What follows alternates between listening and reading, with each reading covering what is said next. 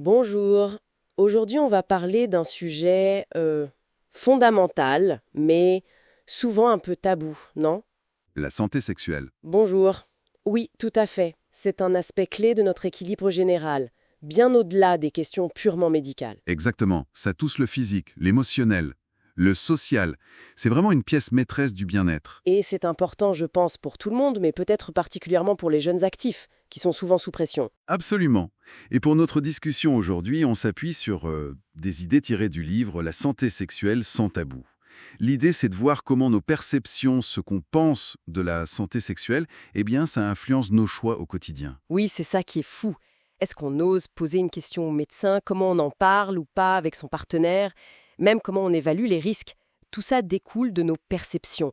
Alors, la grande question, c'est qu'est-ce qui façonne ces perceptions? Eh bien, il y a plusieurs choses qui jouent, en fait. D'abord, la culture, les normes sociales ambiantes. L'embarras, par exemple. Le fait que certains sujets soient juste tabous.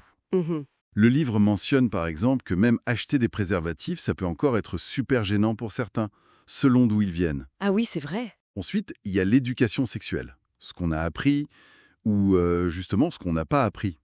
Avoir une information fiable, complète, ben, c'est la base pour pouvoir faire des choix en connaissance de cause, quoi. Et puis il y a aussi ce que vous disiez, la stigmatisation, cette espèce de honte qui colle parfois à la sexualité. Exactement. La peur d'être jugé, mal vu, que ce soit chez le médecin, à la pharmacie, ou même entre amis. On a peur de l'étiquette, en fait. Oui. Le livre illustre bien ça. Et il y a aussi cette idée fausse, mais tenace, que la santé sexuelle, bon, ça concernerait surtout les jeunes ou certains groupes spécifiques. Alors que non, c'est essentiel à tout âge, pour tout le monde. D'accord. Et alors, quelles sont les conséquences concrètes de ces perceptions souvent négatives? J'imagine que ça peut freiner les gens à consulter un médecin. C'est une des conséquences les plus directes et préoccupantes, oui. On repousse, on évite la consultation. Et ça peut mener à des diagnostics qui arrivent trop tard, des traitements moins efficaces. Des complications qu'on aurait pu éviter, en somme. Voilà. Le livre cite même des études, hein. Plus on est gêné, plus on attend avant de consulter pour certains symptômes. Et ça n'impacte pas que le côté médical, j'imagine. Dans le couple, la communication doit en prendre un coup aussi. Ah oui, clairement.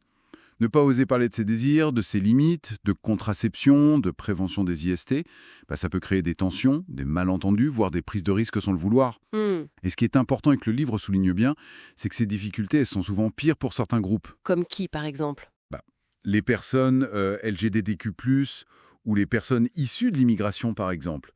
Elles peuvent faire face à la fois à la gêne générale autour de la sexualité et en plus à des préjugés spécifiques ou un manque de services qui leur soient vraiment adaptés. D'accord, c'est un point important ça. On voit bien comment tout ça peut peser lourd, surtout quand on a déjà le stress du boulot, la vie qui va vite. Mais alors, à l'inverse, qu'est-ce qu'on gagne à avoir une approche plus positive, plus ouverte? Ah, mais les bénéfices sont énormes. Si on arrive à créer un climat où on peut parler ouvertement, où il y a moins de jugement et où l'éducation est complète et positive, eh bien ça améliore directement le bien-être général. C'est ce que dit l'OMS, non? Exactement. L'OMS définit la santé sexuelle pas juste comme pas de maladie, mais comme un état de bien-être physique, émotionnel, mental et social lié à la sexualité. Le but, c'est d'avoir une vie sexuelle et affective qui soit épanouissante, respectueuse, Positive en fait. voilà, positive, source de plaisir, et ça à n'importe quel âge. Le livre suggère même que ça améliore la satisfaction dans les relations en général. C'est une perspective bien plus encourageante, c'est sûr. Alors concrètement, pour les personnes qui nous écoutent, qu'est-ce qu'on peut faire? Par où commencer? Le premier pas, je crois, c'est vraiment d'oser parler. Oser briser le silence, sans avoir honte. Peut-être d'abord avec quelqu'un de confiance, un ami, un proche, ou bien sûr un professionnel de santé. Médecin, sage-femme, Normaliser la discussion en fait. c'est ça.